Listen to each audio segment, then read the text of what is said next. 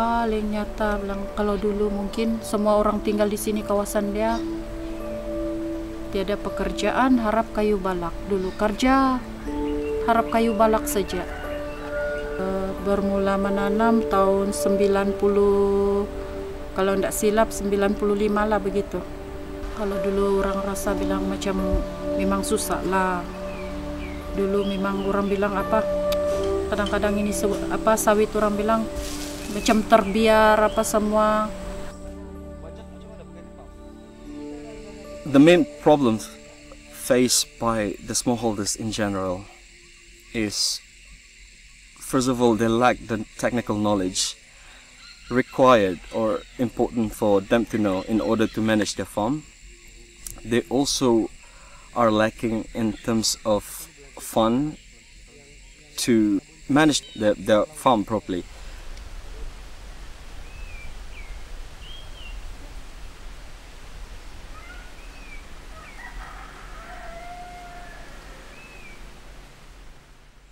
While Asia Group Scheme, or WAGS, is a management system created or developed to help addressing some of the problems or challenges faced by the smallholders, it is also created as a platform for smallholders to work together as a group. Itu sebenarnya tuh hari kita ada perjumpaan mengenai masalah ini mengenai dengan apa ini Willy Asia. First time juga kau buat apa itu ceramah kan. Jadi apa yang di dalam ceramah kami itu ada beberapa faktor ataupun faedah yang saya boleh terima. Oke. 2 kali sebulan kita boleh tuai walaupun kadang-kadang kita tidak baca pun. Ya? Productivity. Dan penjelasan kamu itu selepas kamu keluar saya balik, saya akan nilai apa maksud kamu. Tapi yang sangat penting yang diwar-warkan sekarang ini, dalam masa akan datang ini kilang tidak akan menerima kalau tiada sijil. Nah itulah yang sangat-sangat saya tertarik lah, sebab banyak kawan saya cerita buat apa dia orang ini menyibuk saja. Saya berhabis sudah itu menekankan mereka, saya bilang menyesal ke itu nanti satu hari nanti.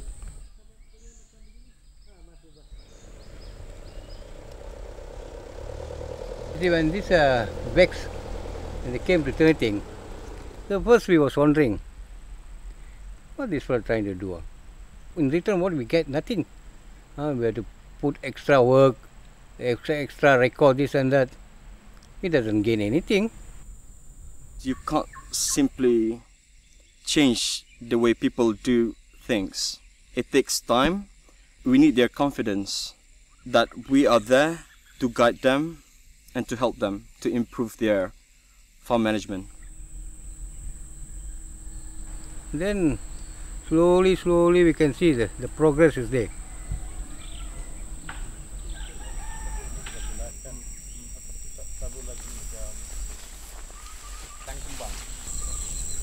Dia kalau kumbang, kalau bukan makan di tengah, maksudnya kalau bukan makan di pucuk kan, itu tak apa. Maksudnya dia tak teruk lah. Kalau dia makan yang di tengah tu, tu bahaya. Dia masuk pucuk lah. Masuk pucuk tu bahaya. Tapi kalau macam 1 atau 2 pokok, maksudnya kalau kita ada lebih kurang 100 pokok, tapi dia makan 1, 2, kita macam tak apalah, tak perlu pakai racun ke apa. Sebab kalau kita pakai racun, buah, efek kat buah. Nanti buah tu dia punya minyak dia kurang jadi. Today my task, my job is like to see what current practice of their farm management. First I'm looking at the palm status, I mean for the nutritioncy, and then is there any problem regarding pest disease, regarding the palm health. Memang begitulah, dia punya memang kesukaran dia memang ada, tapi kebaikan dia memang ada.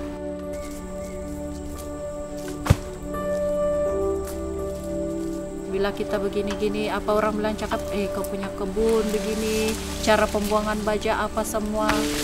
Begitulah macam dahan sawit di atas terlalu banyak, penyusunan pelapa begitu. Dan sekarang bila kita mengikuti, mungkin kita ada buah sawit yang lebih sedikit lah sebab pembesaran dia kan.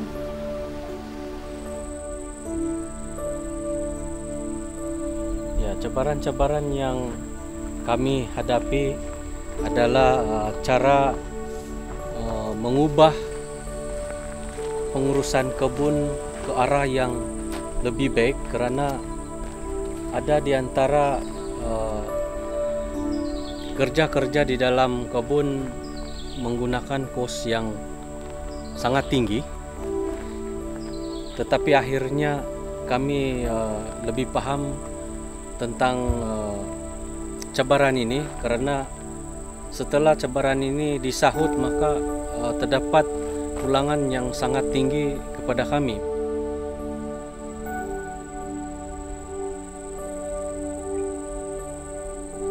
Then finally we managed to get a license, you see. When we managed to get a license, even the estate today, Sapi Plantation, really surprised how these smallholders can manage to get an RSPO license. They need somebody to come and guide them on how they could manage the farm better, how they could produce more. So whether or not they're gonna get certified, that's not the main issues. Just as long as they, somebody could just give them like some sort of agronomic advice, technical support. They're looking forward for this kind of things. Jadi di samping juga dalam keluarga itulah, kalau harapan saya sekarang berumur 51 tahun, harapan saya dapat menyimpan keuangan seberapa boleh, dan bila saya meninggal mungkin saya ada peninggalan untuk budak lah. Dan inilah harapan saya sekarang ini. Saya akan berbincang dengan budak saya bagaimana penyelarasan apa yang saya dapat terima dalam meeting, saya akan cerita mereka. Kalau saya harap macam bagi saya lah, saya punya generasi untuk anak-anak, kalau boleh janganlah bilang biarlah ini kebun sawit untuk mengasihi mereka, biarlah diorang sekolah, tapi kami ini kebun sawit ini yang mengasih besar diorang dan juga mengasih pelajaran sama diorang lah.